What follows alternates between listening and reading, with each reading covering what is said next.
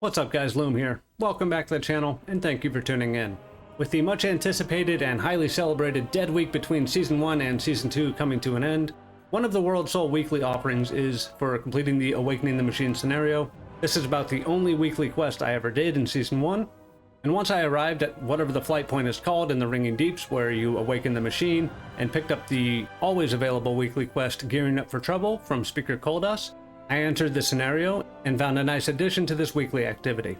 There's now an option to start a challenging version of the Awakening the Machine scenario, in which the typical countdown between waves is bypassed, and you're no longer required or given the option to speak with Koldas every 5 waves to give yourself a break. Personally, I'd be a bigger fan of a gong that you could click just to start the next wave, and being able to do that at whichever rate I wanted. That said, this is a great change. Between the weekly World Soul quest and the weekly Gearing Up for Trouble quest from Speaker Koldas, you're able to very quickly get your 2 veteran pieces from this weekly's activities. Including flight time, this was about a 10-minute ordeal for 2 pieces that dropped between 623 and 629 item level that could be upgraded to 645 if you have the crests and the Valor Stones. You'll also get about 100 Valor Stones at the end of the scenario from the 4 boxes next to Speaker Koldas. And from the caches in those boxes, you'll likely get some Fractured Sparks of Omens. These are now considered previous season items, and you can now form your full sparks without having to pay the insane 250 Valor Stone price tag. This is a nice change, as in the previous seasons of Dragonflight, the Fractured Sparks still had the Flight Stone cost tied to them when crafting the whole spark. Of course, the sparks in Season 2 will have that Valor Stone requirement. While a Spark of Omens is hardly the most beneficial item you can have, if you have any alts with incredibly poor gear like I do, getting those 606 item level pieces crafted without having to pay the 250 Valor Stone cost just for forming the spark is a nice update, as is getting a couple of veteran pieces for under 10 minutes of work. And while upgrading those veteran pieces to 645 item level is currently an option, I would honestly advise waiting to do that, as getting higher item level dropped pieces will allow you to leapfrog some of that Valor Stone and crest cost. That said, given that we're talking a low investment of Valor Stones and Carved Crests, these are hardly the most valuable assets in the world. You could honestly make the case either way, even if it's a highly played main or never played alt.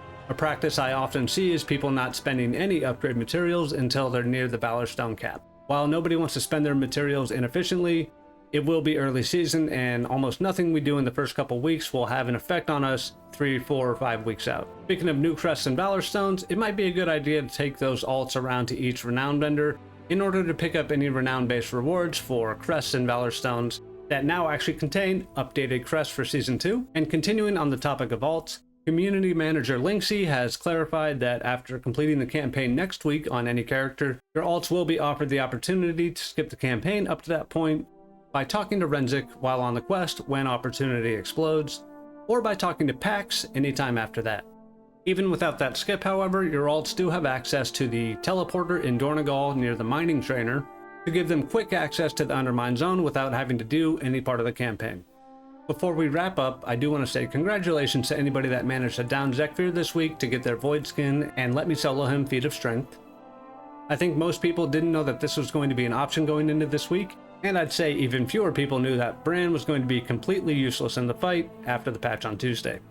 Thanks so much for letting me know in the comments, guys, and very well done not giving up. Congratulations on your Feats of Strength and Delver's Dirigible Void Skin. For anybody who didn't manage to get it up to this point, I highly encourage you to try. You have the remainder of tonight and tomorrow to do so.